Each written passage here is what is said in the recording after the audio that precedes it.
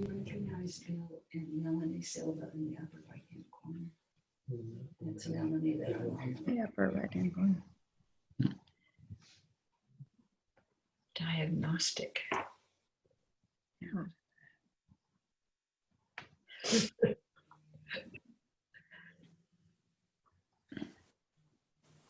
Peter Mick. That's her clock.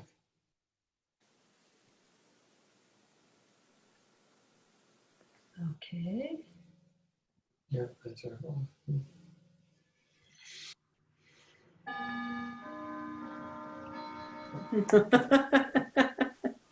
Somebody's clock is. Oh, that's us. That would be us. I'll turn it down. It's us too. We've got a grandfather clock in the living room. Our grandfather clock really was Bob's grandfather's. Yeah. Whoa, That's cool. Yeah. Where is it from? Is it what country? It was made here at the, it's in the Edison Institute right now. The major one. This is a copy of it, but this was made in the 30s. Oh, cool. Yeah. Peter, hello. Unmute me. You can you're not mute, Peter. not muted according to my window. Unmute me. You can't hear? We can hear you. Do you hear me? Yep. Yeah. We can hear you. I need to be unmuted. You're not muted. We hear you. Who's hosting? Kelly. Kelly, you mean you can't hear? Your audio. I can't hear anything. Whoever's hosting needs to unmute me. Oh, that's not the problem. No, that's not what it means. Yeah, you're not muted. But Peter can't hear us. So what does that mean, Kelly? Does he have his What- volume turned His- down? There we go. Oh, you can hear now? I can hear you now. Oh, good. Thank you. Can you hear me now? Okay, here's the gal that's being interviewed. Ah, yeah.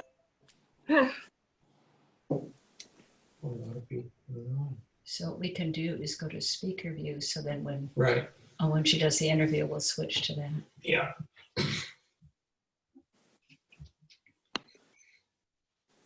I was gonna get. Okay, we'll just allow another minute or so for more people to log on, and then we'll get started. Good timing there.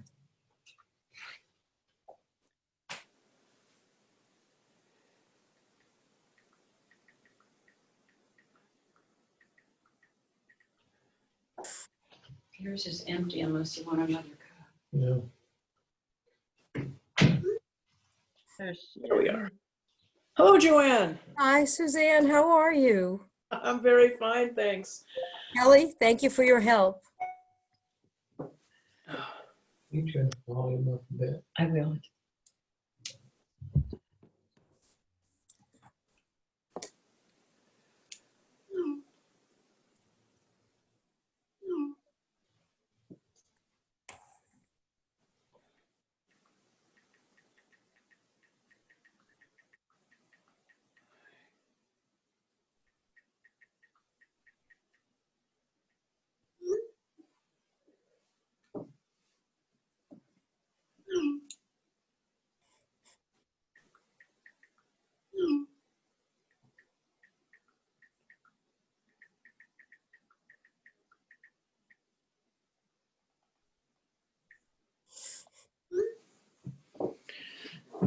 Okay, well, I think we can go ahead and get started if that's amenable to everyone.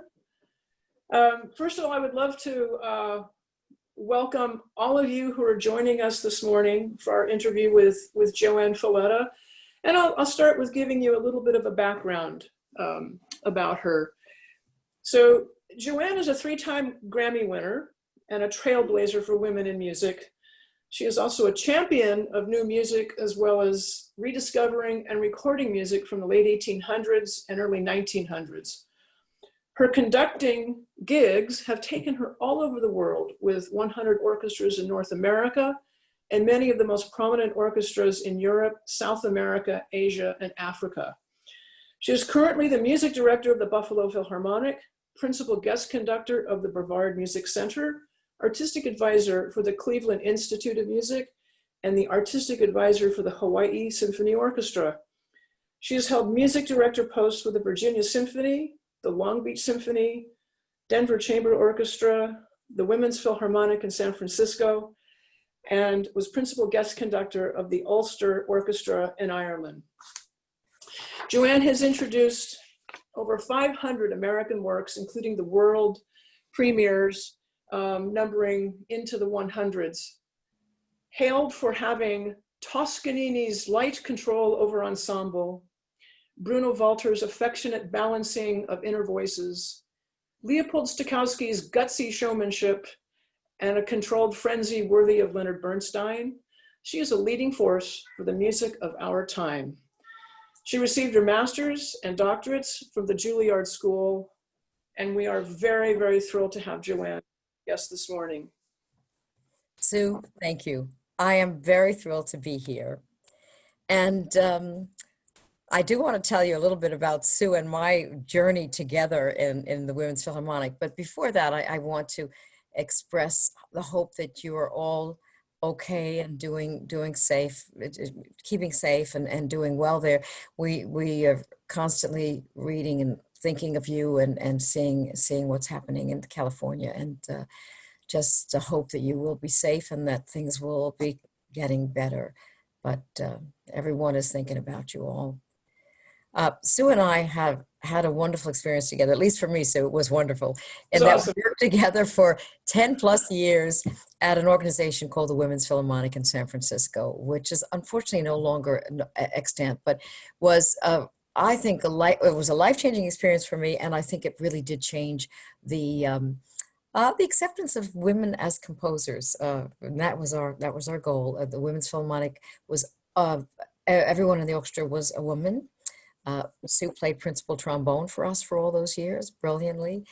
And we played music by women. Now, at that point, people would always say, well, what music? What is there? And we showed them. I mean, there was music of the past from people like Clara Schumann and Fanny Mendelssohn and Germaine Taillefer and Lily Boulanger. But there were so many contemporary women who came to our orchestra, and we played their music often for the first time. Even women now who are so well known, like Jen Higdon, Jennifer Higdon, and Joan Tower, they came to the Women's Philharmonic and had world premieres there. So it was a way of us showing that women could and did and will always write music, and that it was great music. So I remember those years very, very warmly, and it did really sort of change my idea of the music world in terms of how I thought about music. Because, you know, as a typical music student in a school like Juilliard, you can imagine it was very traditional way of learning. So we learned Beethoven and Brahms and Mozart, and that's really what we concentrated on. Like, we never talked about a woman composer. So the idea that there was so much music in the world that people didn't know about and had the right to hear. They should hear this music. It was great music. And so you remember how our audiences would come and they'd always be thrilled with this music. And it was really quite something because it was always new to them. But they came and they experienced something that they always said, why don't we hear this all the time? So anyway, Indeed. A little aside to our No, talk. thank you for talking about it. We knew while we were performing and premiering and in the throes of that orchestra that we were doing something that was powerful and changed the lives of so many women, composers, conductors, performers. Yeah.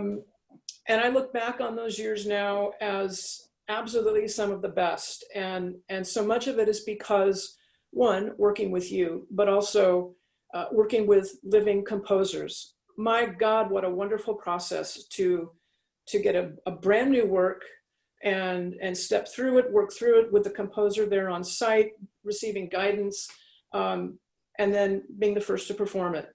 Yeah. Nothing beats that. It just was No. awesome. And our orchestra was so courageous. You know, many times we were actually playing off of handwritten music, manuscript music. It was so difficult to read. It was difficult to know exactly some things, if this was an error or not an error, because these pieces had never been played. And it was only because of the strength and the commitment of the people in the orchestra that we were able to do it. And many, many women left that experience, I think, buoyed up with the idea that I can go on, I can continue writing music, because I had this experience of an orchestra that cared about my music and played it so well. So that's important. And, you know, that's one of the important things I like to say to young musicians and music listeners of all ages, is that it's important to play new music. It's so important. You know, that's not to say that our repertoire, our standard repertoire, are not treasures. They are, and we will always have them. But we can't be just a museum. We have to keep on growing, developing, expanding, and we do that by adding new orchestral music. So I like to say to young people who are in school, you know, especially at sort of college level and post-college, find some composers that you know in your classes. Play their music. Find people that speak to you and become their champions, because it's so necessary, not only for the composers who then develop because they hear their music and they can go on to the next step and the next step, but also for a conductor to experience working with a composer. I'm not a composer, so for me, those experiences of working with the composer next to me maybe almost feel like an assistant to the composer. You know, we would change things. Remember, so we would change things. Okay, let's put the trombone with the bassoon so we can hear it a little bit better. You know, and we'd write it in, and the composer would say, yeah, let's try this, or let's take that out. And in a way, we became part of the compositional process, you know, and we were happy to do that. I mean, we were happy to do whatever she wanted us to try. And it made me realize what a thrill to be in the middle of having something coming to life that you can only do with a composer there next to you. And our composers were of all sorts. Some of them were very nervous. Some of them were, you know, first time they'd ever had an orchestra play their music, and they were a little confused about, you know, what could happen. Some of them, you know, were just so dazzled by hearing it that they just, you know, couldn't say anything. They were overwhelmed. So it's changed my life working with composers. So I just want to offer that as something, you know, yes, playing Brahms is great, but when you play other music, you realize that they're in dialogue with music of the past. It's a continuum. It's not something strange and new. It comes from that music. So please think about that. I think it's a great way of, especially in our country, of helping our composers. Thank you. Let's take a step back and find out how you got your start in music. Well, I got my start because my father was a great lover of classical music, and on my 7th birthday, he gave me a beautiful little classical guitar. I mean, a very small one, and he had arranged for a music lesson the next day. And then I started, and I loved it. You know, I was a very shy child, and I had trouble communicating with people. I was very, very timid. And there was something about playing music that I could express myself. And it became my world. That's all I did was practice and play music. And I remember just thinking at the age of 7, you know, how beautiful the guitar sounded. I'd just play the open strings, and I loved the way the fragrance of the wood, or the way the strings felt when I, you know, would press them on the fingerboard. It was something that was a part of my life that was like the vessel into the music world. And my parents, realizing that I love music so much, would take my sister and myself to concerts. Then we'd go to orchestra concerts, and that was a completely different experience for me. I mean, I'm sure for a lot of you, I'm sure for you, Sue, and for many of you, first time you hear an orchestra, it's quite overwhelming. You know, it's just like, how can they do that? First of all, the idea of these 80 people or 100 people playing together is so extraordinary. What a team. how do they know how to do that? And you would watch them, and they were so committed and so like carried away by the music. You knew they were living this music. And then how I felt sitting in the audience, I couldn't explain. I mean, I didn't have the words then of even describing what I felt, but I know I felt like lifted up somehow by hearing this music. So I said to my parents, you know, I think when I was about 11, that I wanted to be a conductor. They didn't know because they were not musicians. They didn't really know about the classical music world. They tried to be very supportive, and I studied piano and cello, and I bought scores and studied them. And then was able to actually start studying conducting formally when I was 18, and I went to music conservatory, Mannes College of Music in New York for 4 years.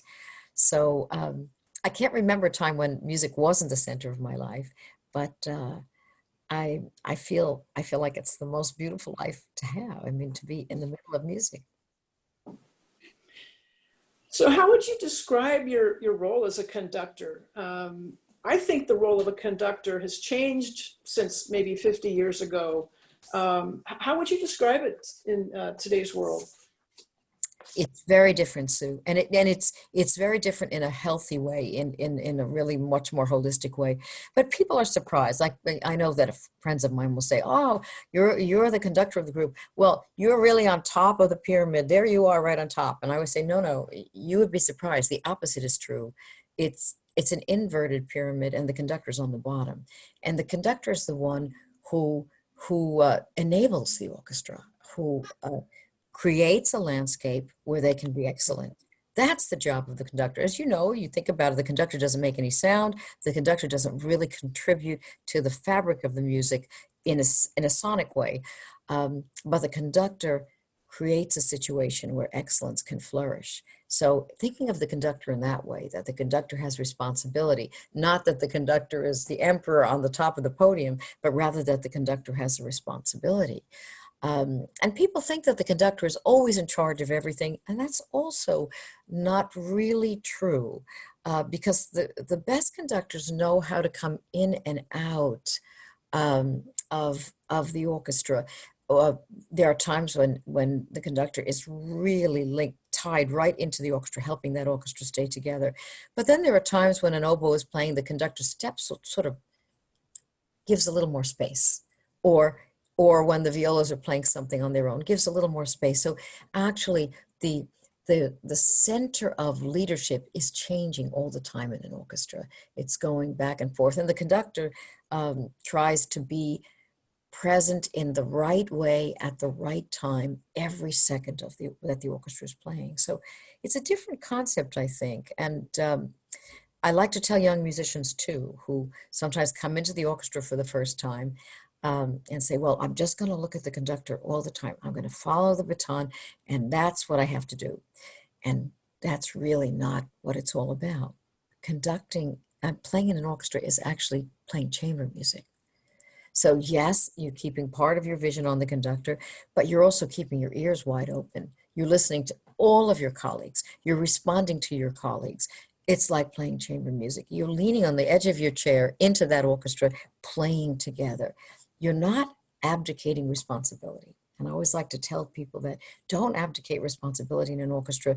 Bring all your chamber music skills, bring all of your listening skills, bring everything you know about the music to that situation. And not only is it great music making, it's much more fun. It may be harder to keep all of those senses, so sharply in touch with what's going on, but it's so much more rewarding because you are part of the whole fabric, and all of a sudden you're aware of what the trumpets are doing, and then you hear the bassoon play something, and you're part of an extraordinary chamber group. So I think the role of a conductor has changed a lot. I mean, I wish it would get to this point, because I think that in a group, well, let's say just the orchestra, I think that's the most gifted and talented group in the world, bar none. And I say that because only in an orchestra do you have people who've been playing their instruments since they were 6 or 5 or 4, maybe in terms of string players who start very young. Imagine that. I mean, I sometimes think about, okay, in the Buffalo Philharmonic, When did they start playing? Well, most of them started playing before they were 7 or 8. They've been playing all their lives.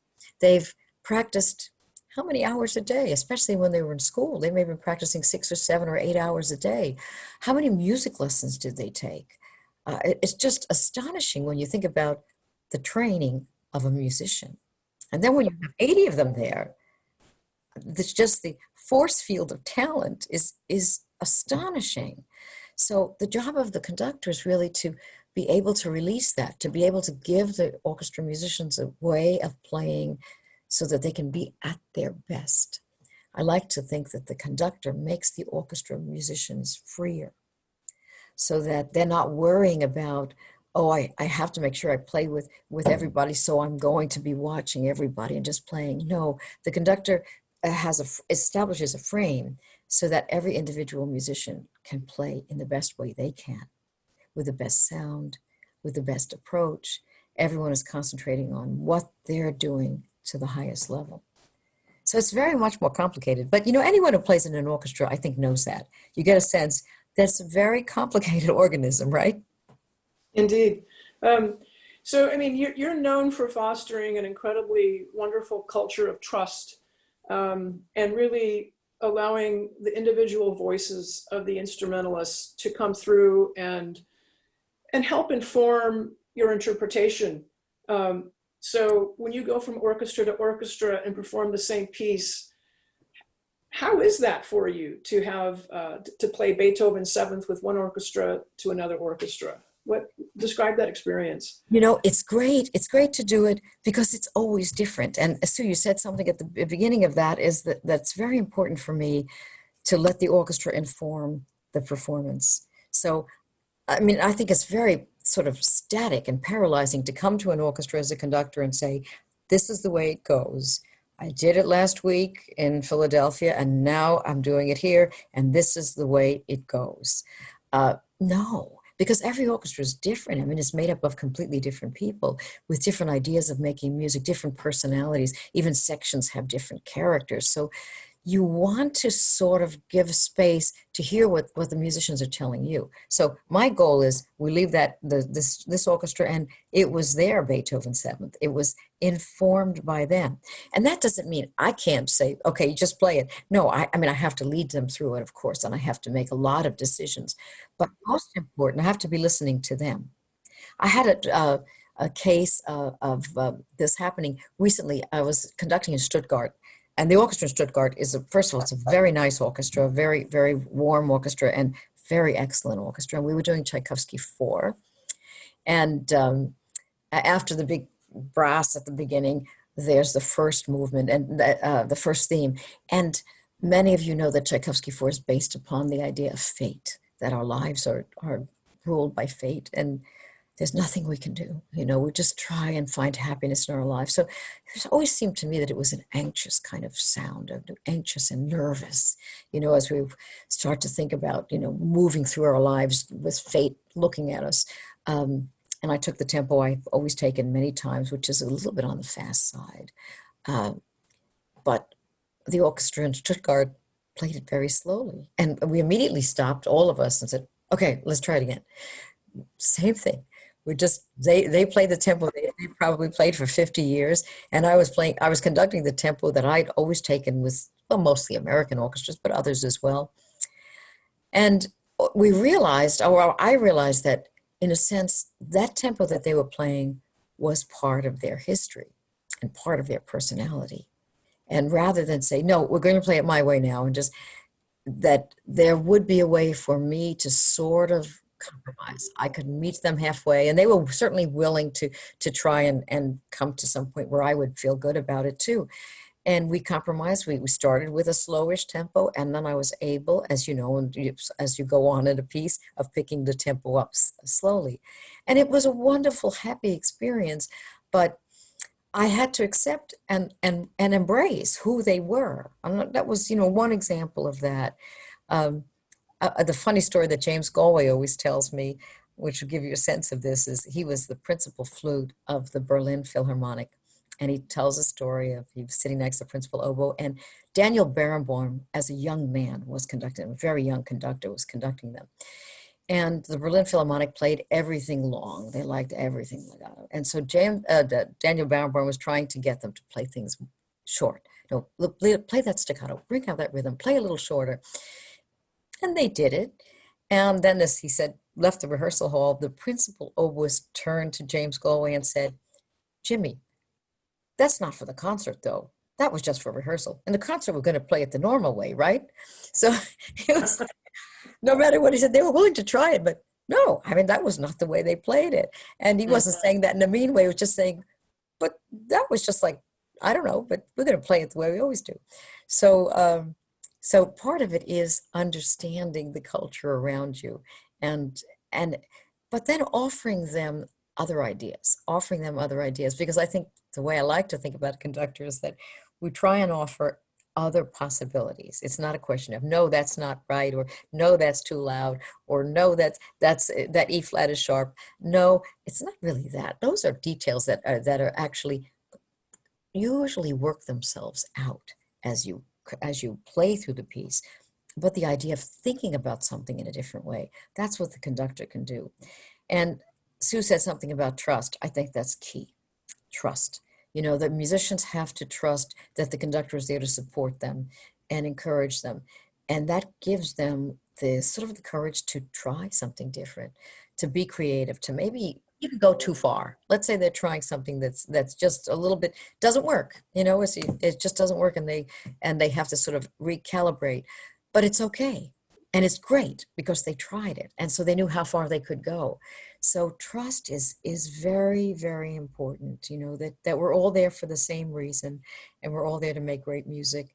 And we're trying to be as creative and free musically as we can.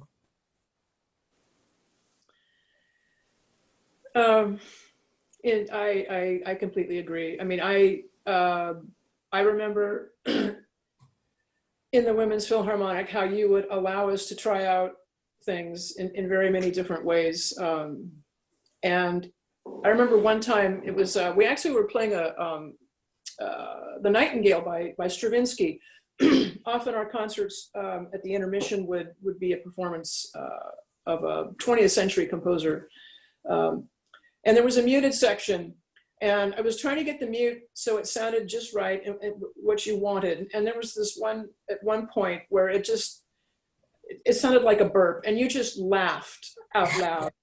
And you were laughing with us. I mean, I should have been terrified that I was making a mistake, but you put everyone at ease and let us try these things that if they didn't work, we could laugh about it and move on to something different. So, and that's the way it is. And you know what? Certainly with Women's Philharmonic, since this was all like very new music, there was a lot we had to try several times. I mean, and many times, I mean, Sue, you would come up to me and say, "Is this really the right note?" And we'd figure out that no, it was actually a misprint. So I mean, we tried a lot. We tried a lot of things in a lot of different ways.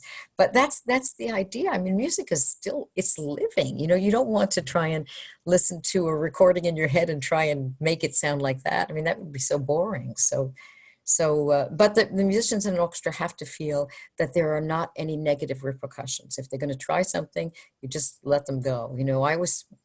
I always tell people, young conductors, that when you're reading something through with an orchestra and someone makes a mistake, absolutely make sure you're looking in the other direction. So the performer, the musician doesn't even know if you heard it. That's fine. And I mean, other people say the same thing. Mr. Volpe, who's the executive director of, Mark Volpe, who's the executive director of the Boston Symphony, was asked once at Tanglewood, what is the biggest mistake that young conductors make when they come to the Boston Symphony for the first time? He said, I can tell you right now. They try to impress the orchestra. So they'll stop and say, oh, that's a little bit too loud. Oh, you skipped an eighth note there. Things that, of course, the musicians realized right away. They knew that and they were going to fix it. In doing that, he lost the respect of the orchestra, or whoever these were. Because it's better to let the orchestra find their way when they can. I mean, sometimes you need to say something because it could even be a mistake in the part, or someone doesn't know when they're playing in the trombone section, for instance, that there's a single viola solo also. Oh, once they understand that, they can recalibrate themselves. But I mean, it's the more relaxed the situation is, the more supportive you can be of the musicians, the more creative the music making becomes. And that's what we're looking for all the time. The beauty and wonder of live music, which we now miss so very desperately, often brings unexpected surprises. Do you have a moment of horror during a performance that you'd like to tell us about? I think the biggest moment of horror and error I laugh at, when I was conducting my first concert with the Milwaukee Symphony, I think this was just about around the time I came to the Women's Philharmonic. So it was a big moment. I was getting my first big classical concert, full length in the evening. And I was conducting Verdi La Forza del Destino, and something went wrong with the stage. There was some sort of a short in the stage, and the stage started to descend. Now, you know, a lot of our orchestral stages are in two parts. You know, there's a front part and a back part. So the front part descended. So that meant the first violins and the cellos descended with me, and everyone else stayed up there. And, you know, in true musician form, and you'll appreciate this, everyone just kept playing. They just kept playing. There was like nobody looking around saying, what's going wrong? No, they were going to stick together. We had to stick together. And we descended, I don't know, it might have been 15 feet, 18 feet down to the bottom of the hall. And sort of, we all cut off together. I don't even know how we cut off together, but that was a scary moment. I mean, I guess at that point, I just kept conducting, people kept playing, but that's never happened since. But it was kind of horrifying because you could feel the stage lurching. And on the other hand, back in the brass section, we'd probably be laughing. Yeah. So, I mean, as a musician, I've had nightmares off and on. I show up to the gig. I don't have a horn. I don't have my music. I've forgotten how to read music. I'm in the wrong orchestra. Do you have conducting nightmares? It's always a similar one where you get to the podium and you open the score and it's not the piece you've been rehearsing all week. Or you show up and the soloist is not playing at all the piece that you brought with you, you know. So there's always that feeling of not having the right music, not having the right score, and it's too late to change anything. So that's a very scary thing. Yeah. I'd like to talk a little bit about working with living composers. So you've worked with so many over the years. What is it like to commission a work? How do you choose the composer? What kind of discussions do you have to move a project forward? Well, you know, usually you know the composer, you know his or her work, and so you are, you know, you're investing in them, but you're coming from a place where you know them. Sometimes it comes from the orchestra themselves. I remember the trombone section. Sue came up to me and said, Erica Wazen wants to write a piece for the trombone section.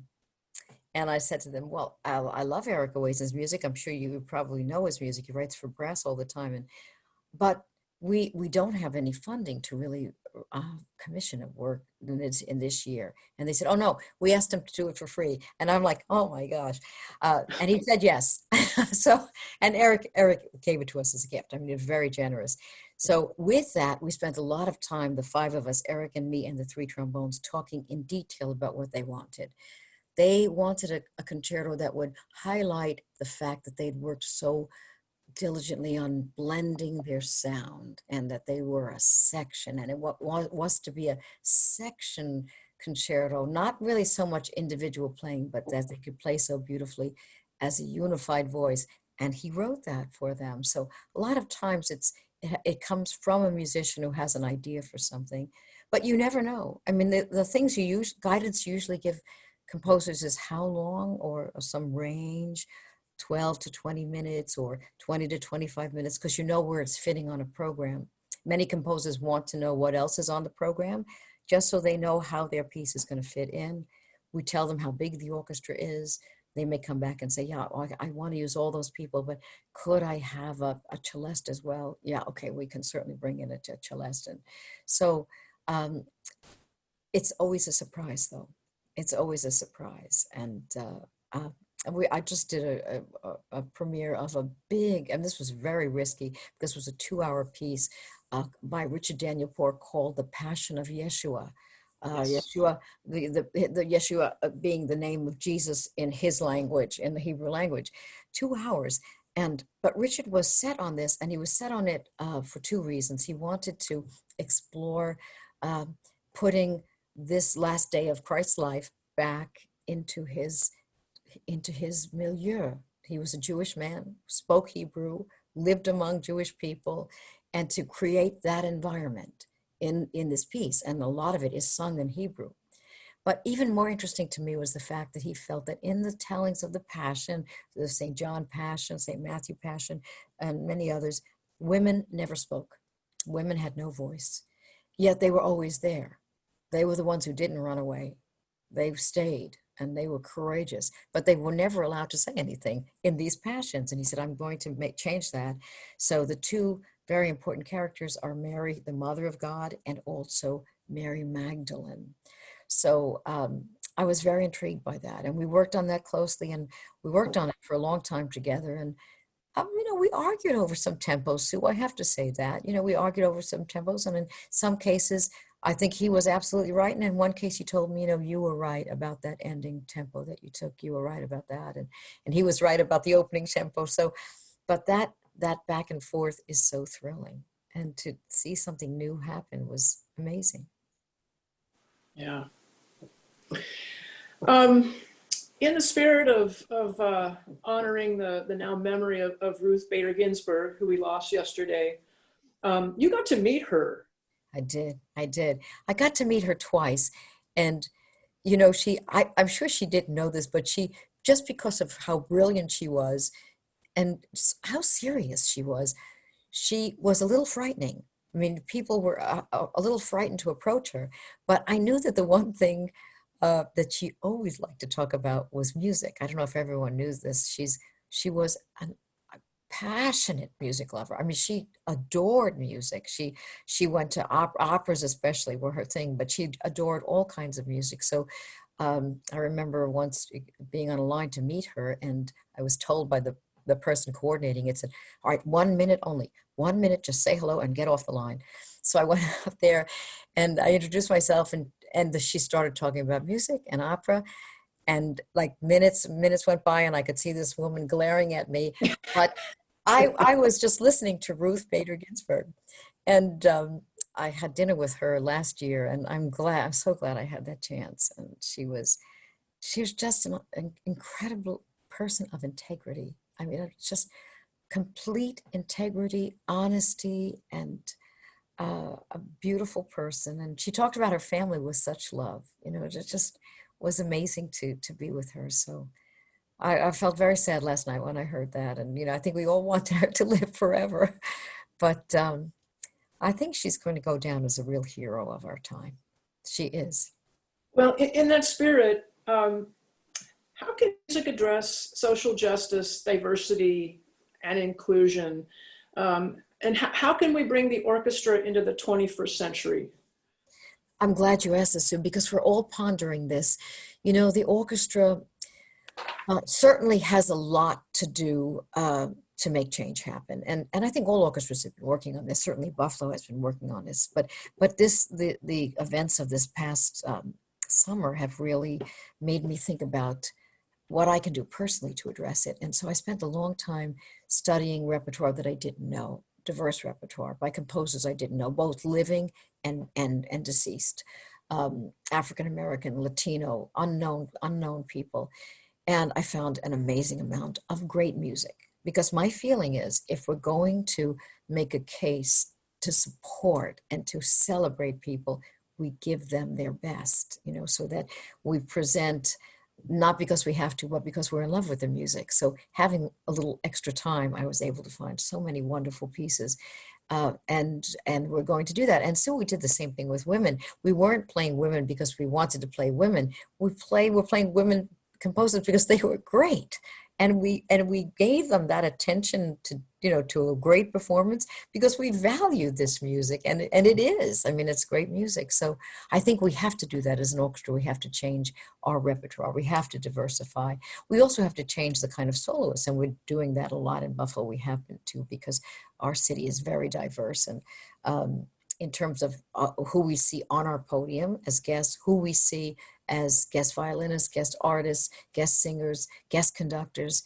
The place we're having the most difficulty, and this is a very sensitive question, is in incorporating into the orchestra, welcoming into the orchestra as full-time members, African American and Latino musicians. And this is a very difficult question, because the orchestra audition process is a complete meritocracy, is based upon meritocracy. It's because it's all done blind.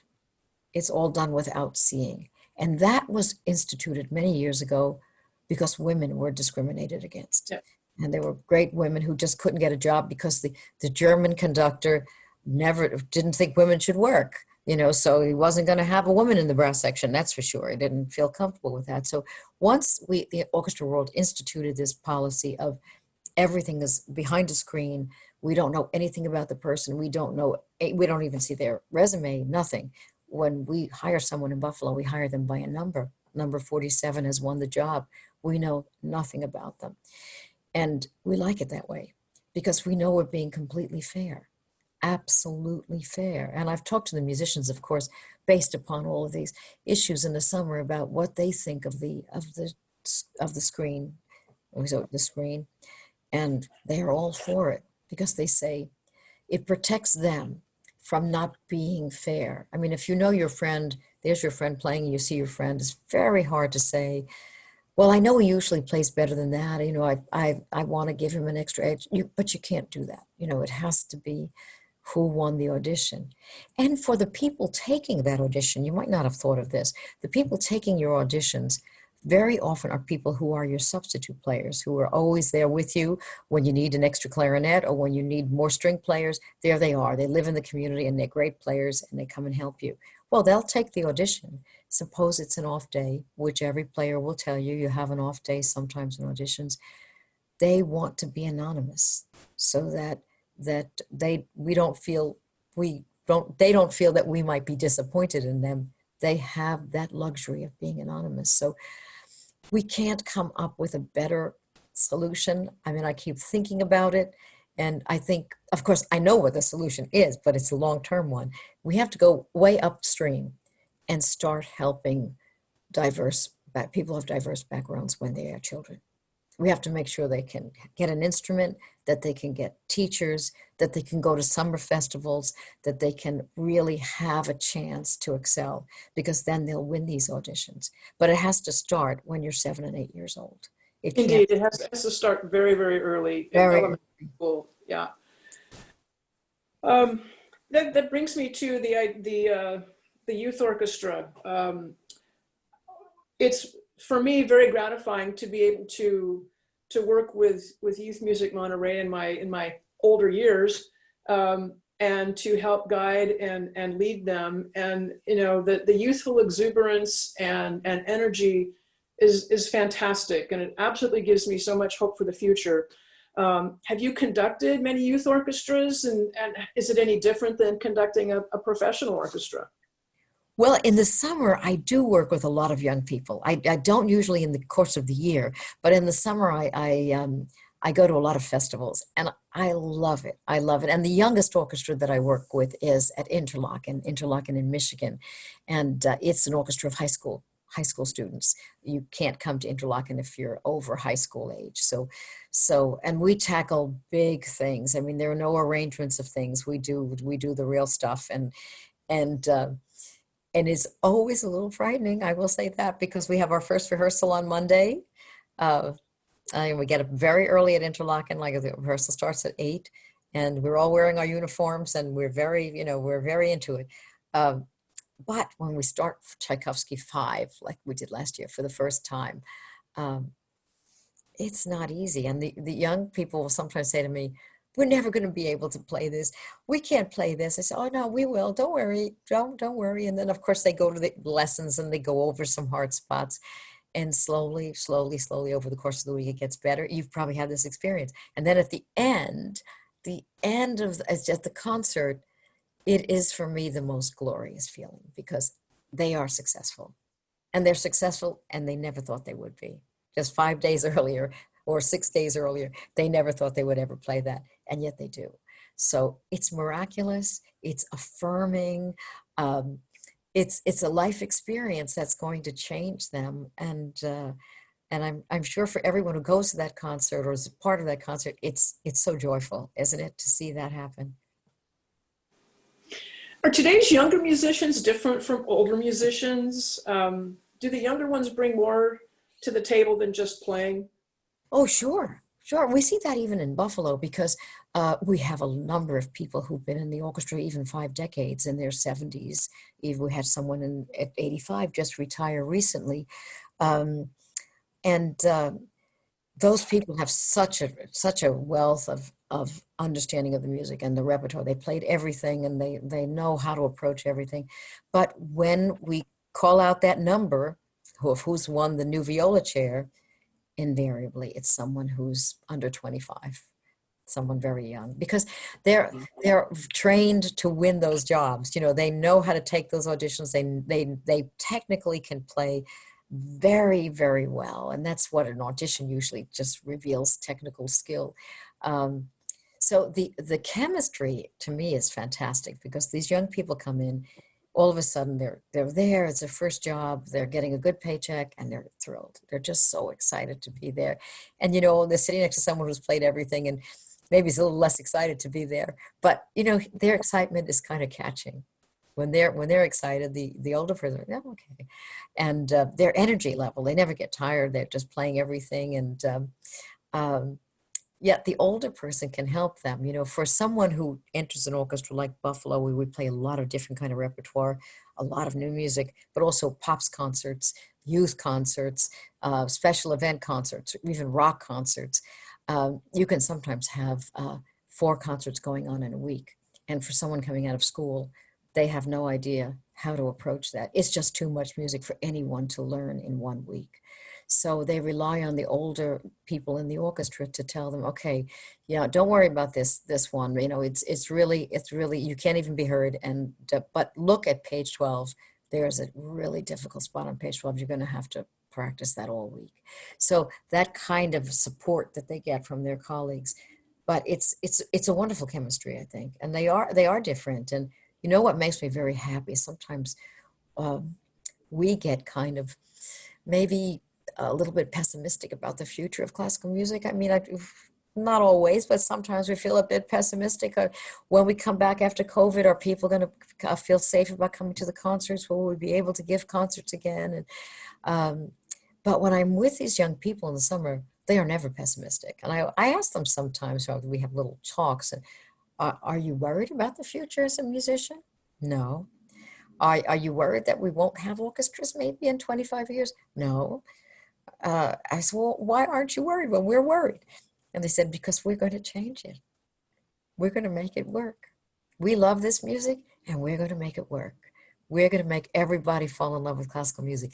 And I think, okay, I believe them. I absolutely believe them. And that's very heartening to me to see they have such optimism and such love of the music that they're playing that they're not going to let it go. So the future is, I think it's going to be good because of young people. You must see it in your orchestra. Indeed, I do. Yes. So what have you been doing during the pandemic? Has it allowed more time for introspection or studying scores? Maybe you've taken up a new sport? Well, I've had more time, I will say that, and that's been nice, but I spent a lot of it researching music because I really felt this was my chance to try and find music that I didn't know before, and I'm so glad I did that. But I also have been talking to a lot of college in some colleges, especially now that they've opened up, to musicians who can't get together and and just want to hear about what the future might be, you know. So, and I hope that people don't feel pessimistic here, because if there is no need to feel pessimistic. I mean, we'll get through this, and I think the pandemic has given me a perspective on what's really important. And you know, we have a lot online that we can watch, but what people tell me over and over is that they just want to be in a live concert. You know, that it's different. I mean, they have a lot of, our music lovers have a lot of CDs, or they know how to find great things online. They just want to get into a concert hall and hear live music. So it makes me realize there is something very powerful. I realize again how powerful hearing live music is. I mean, how physically powerful it is. So that should all give us all hope for the future. I believe that the Buffalo Philharmonic is actually rehearsing using a smaller orchestra and going to be performing. Could you tell us a little bit about how you're going about that? Right. We know we were determined to keep playing, because that way we could keep paying our musicians as well. And, you know, it's the idea of not paying musicians and expecting them to live through a year of this is just, it's criminal. So we've kept paying them all this time, and they are playing. We've had to, you know, we started out with a great big season before pandemic hit. We were going to do Mahler 2 and Berlioz Symphonie Fantastique, and then we started, you know, getting a little smaller. And at first, Sue, I was feeling a little depressed, and I was thinking, oh, all these wonderful pieces, Verdi. Stalls. Yeah, that we're not going to do those. But then I realized, okay, we had to cut down for this fall season. We're cut down to 20 people. And after January, we'll be going up to 35. And all of a sudden I said, okay, you know what? I need to think about this as an opportunity to play pieces we never would play, like Pulcinella. You know, we played it in Women's Phil. But when you have 85 people on the stage, you probably play a different piece of Stravinsky's rather than Pulcinella, which is fairly small. So there were a lot of pieces. Ginastera, we played that one too, the Variaciones Concertantes, that we wouldn't normally play. And here we were playing them. Even the Brandenburg Concertos, we wouldn't normally play them with a big orchestra, but we can play them now. So all of a sudden I realized this is an opportunity. It's an opportunity not only for our audience to hear these pieces that we don't play, but for us to hear each other in a different way. You know, all of a sudden to be able to listen in a different way, and to feel maybe more connected. So we're really excited. We're really excited. Our first concert is next weekend, and we're starting off with a piece by Jessie Montgomery, who's a brilliant African-American woman, violinist and composer, a piece called Starburst. And then we're playing the Appalachian Spring, which you've all probably done in the big version. We're doing it in his original 13-piece that he wrote for Martha Graham, 13 instruments playing. And then our concertmaster is Vivaldi, Four Seasons. So a different kind of repertoire. And but we're playing together, and that's what is making us so happy. I mean, we're playing with masks, and we're sitting 6 feet apart from each other, but we're playing together, and that makes all the difference. The sad thing is right now we don't have permission from New York State to let audiences in our hall. So we're streaming these concerts, but hopefully in another month, 2 months, we will be able to let our audiences back in. I mean, in smaller groups, but we'll be able to have an audience, and I think that's going to really be the turning point for everyone, when we can have people join us in the hall. What are some of your favorite works? Well, you know, the period, I think I like to say a period more than works. The period of music that I love for orchestra is the early 20th century. I mean, that's when I feel like the orchestra sort of exploded with color. And all of a sudden, instead of 2 woodwinds, you had 4 woodwinds, or you had extra brass, or a whole battery of percussion, you know, playing. And just the idea of this paint box that the conductor is working with, whether it's Stravinsky or Mahler or Sibelius or Bartok. I love that first half of the 20th century.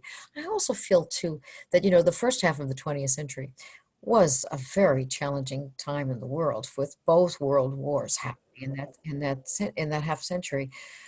And I think that musicians and composers responded to those times. The Industrial Revolution happening, the composers were writing pieces that were not entertainment pieces anymore. They were pieces that reflected what was going on, you know, and it was powerful, it was frightening, it was hopeful, like Nielsen, the Inextinguishable Symphony, you know, that will come out of this, and the goodness of man will survive.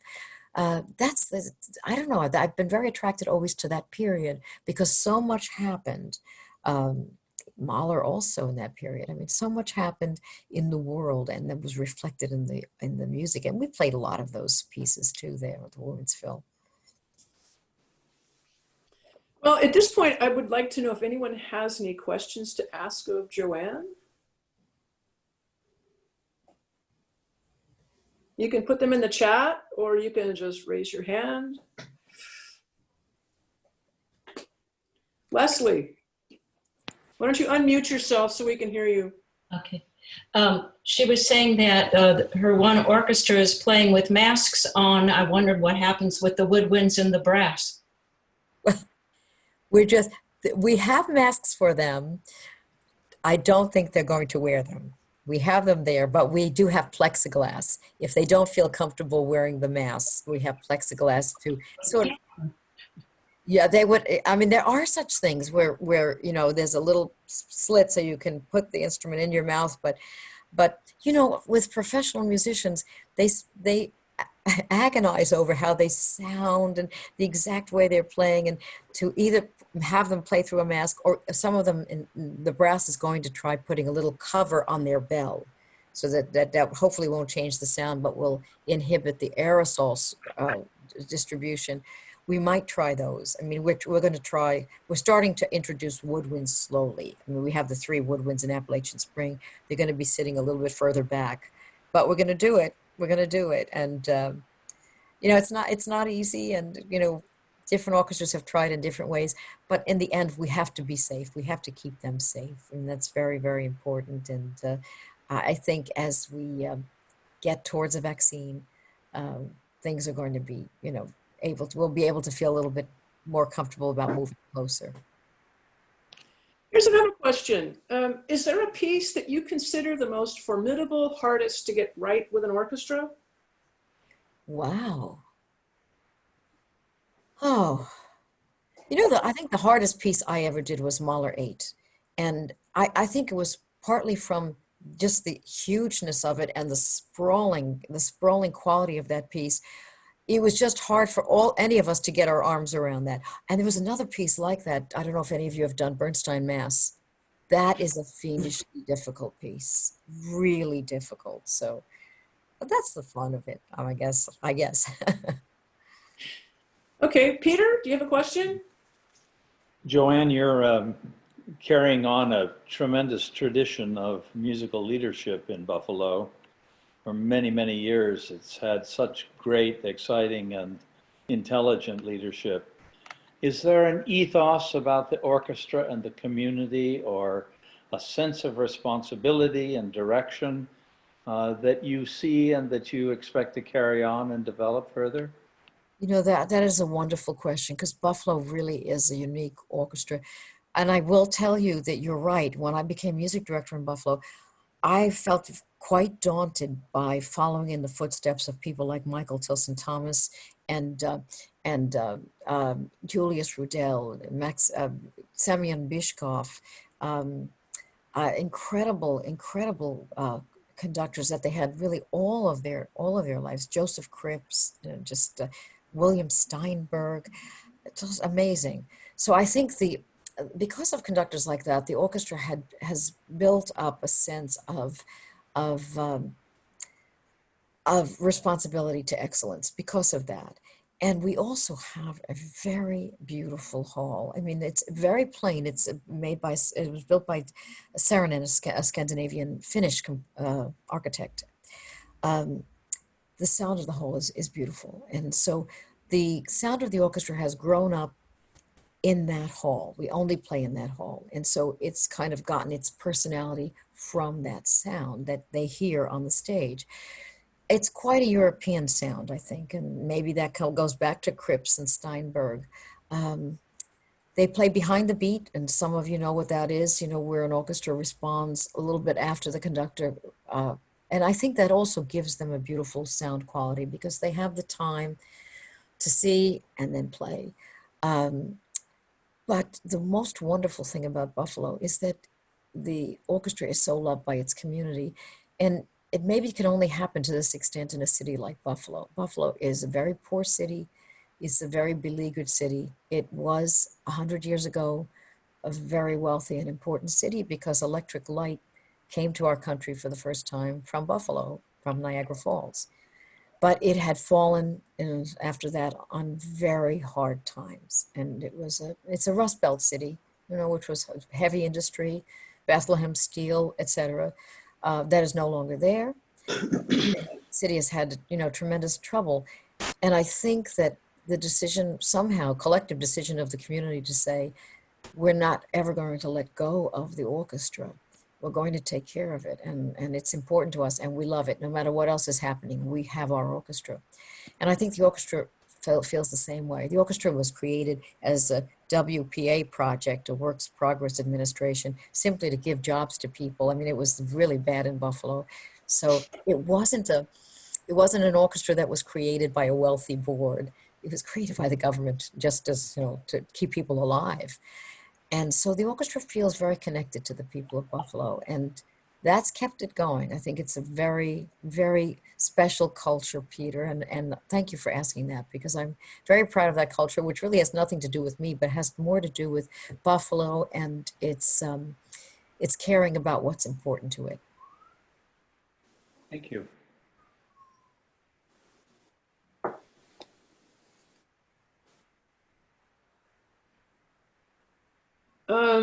We have let's see, a few more here, and then we have to wrap it up. Do you have a certain strategy in terms of how to inspire young musicians to join a symphony orchestra beside the music?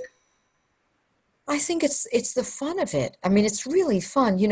I see this at Interlochen, where young people come in and, they're joining an orchestra. And of course, they played with their orchestra in school.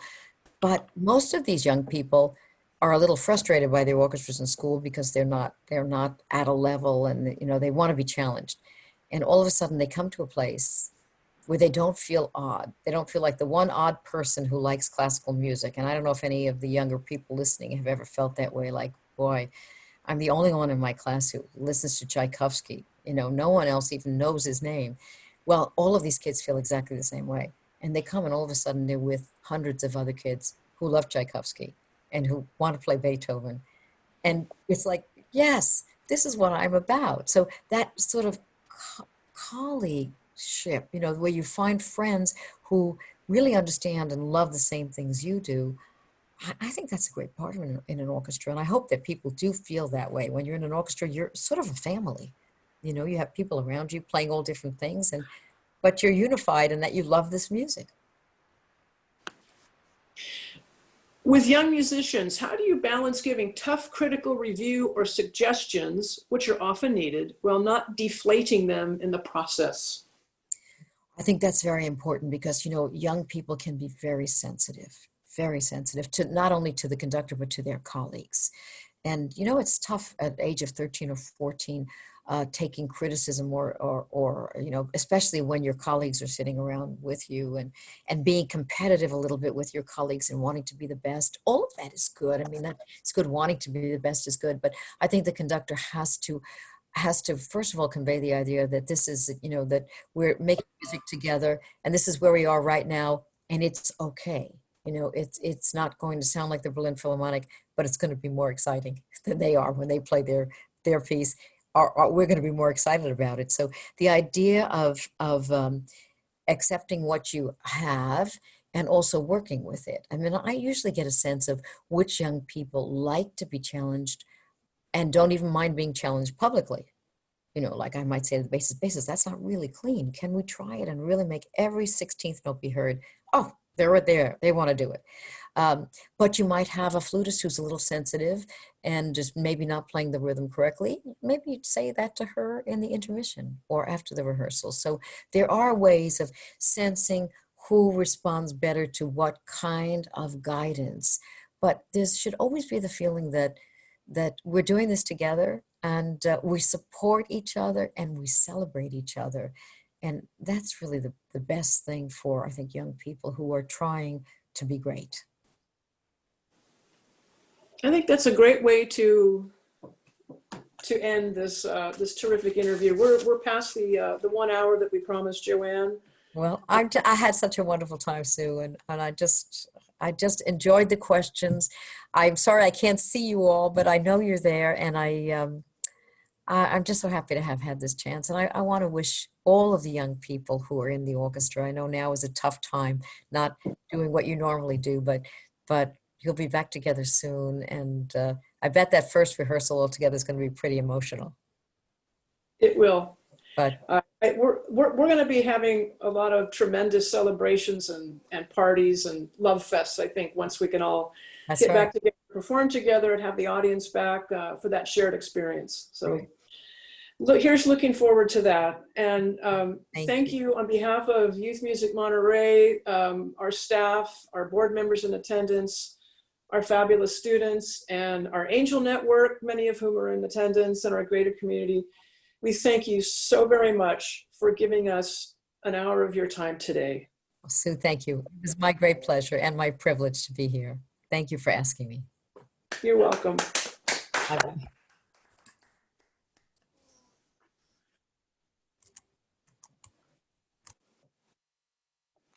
And recording is stopped.